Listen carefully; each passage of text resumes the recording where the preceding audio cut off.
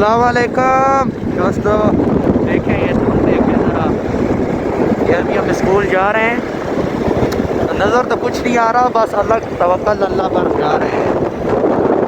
Aahista Aahista motorcycle जो है वो चला रहे हैं और दवा देखते हैं आगे ये सूरत हाल होती है जब बारिश हो जाए ना, तो उसके बाद। अभी तो ये फर्स्ट डे आफ्टर रेन, कल तो हो सकता है मज़ीद इससे भी ज़्यादा जो है वो देने का काम हो जाएगी।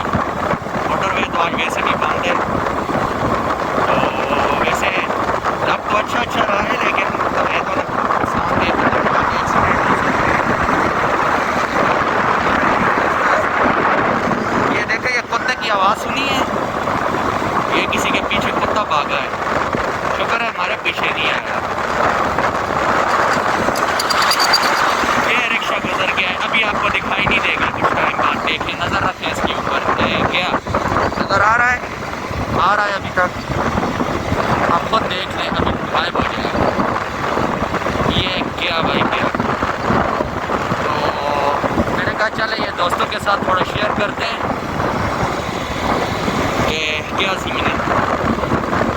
बाकी अभी हम करीब ही है अपनी मंजिल की तरफ, मेन रोड है, स्कूल जा रहे हैं और सर्दी भी है लेकिन मज़ा भी आ रहा है। अंदाज़ा है सबको जो है ना, ज़्यादातर तो स्कूल वाले बच्चे ही होते हैं और कुछ काम पे जाने